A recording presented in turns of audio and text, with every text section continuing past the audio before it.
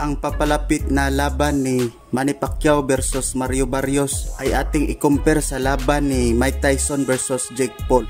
Yan ang ating pag-uusapan mga gaw. So hindi mawawala sa mga tanong o mga sinasabi ng mga tao tungkol sa papalapit na laban ni Manny Pacquiao versus Mario Barrios. Kung makakaya pa ba ni Idol Manny Pacquiao ang lumaban sa isang malakas din na boksingero na si Mario Barrios mga gaw. Kagaya sa laban ni Jake Paul versus Mike Tyson noong November 15, 2024 kung saan marami din ang nagsasabi noon bago maganap ang laban na hindi kakayanin at matatalo lang si Mike Tyson kasi nasa kabataan pa si Jake Paul at si Mike Tyson naman ay malapit ng mag-senior citizen.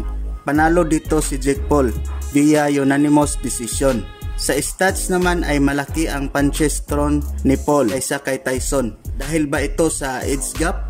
Ano ang masasabi nyo mga gaw? At sa age comparison naman nila Manny Pacquiao at Mario Barrios ay 46 years old na si Manny Pacquiao. Medyo may kaedaran na rin mga gaw. Samantalang si Mario Barrios ay 30 years old pa lamang. So sa laban na ito ay malaki ang advantage ni Mario Barrios. Medyo may kabataan pa kasi itong si Mario Barrios. Tsaka siya din ang welterweight champion ngayon sa WBC. Kaya hindi din basta-basta itong si Barrios. Masasabi natin na malakas talaga itong si Mario Barrios mga gaw.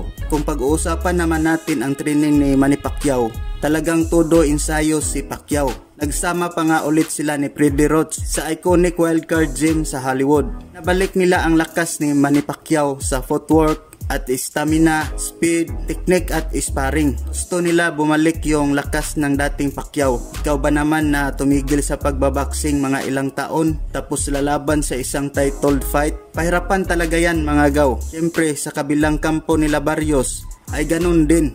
Hindi rin kumpiyansa si Barrios. Puro din training sila. Sabi nga ni Barrios na hindi niya inisip na ang makakalaban niya ay isang legend, kundi ibang tao lang na boxer na gustong umagaw ng title ni Barrios mga gaw. Sabi din ni Bob Santos, ang coach ni Mario Barrios, kung magkakaroon ng pagkakataon na patumbahin nila si Pacquiao ay gagawin daw nila.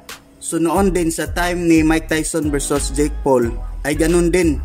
Grabe din ang training ni Mike Tyson. Noon sabi nga nila na malakas pa rin ang suntok ni Mike Tyson. Tsaka yung mga sparring partner niya ay nagsabi na malakas daw 10 times. Tsaka mabilis pa din. Pero ano ba ang resulta mga gaw? Natalo si Tyson. Siguro kung walang training na gagawin ang kalaban nila, baka pwede pang maka-advantage sa laban. Pero itong sitwasyon ni Pacquiao ay hindi masyadong kaparehas sa Tyson versus Jake Paul. Kasi yung edad ni Tyson na lumalaban ay 58 years old at si Jake Paul naman ay 27 years old. Masyadong mahaba ang age gap nila, 31 years. Samantala kay Manny Pacquiao versus Mario Barrios, ang age gap nila ay 16 years lang. Kaya bakbakan talaga itong laban na ito. Underdog pa naman ang ating pambansang kamao. Pero kadalasan yung mga underdog, sila ang nananalo mga gaw.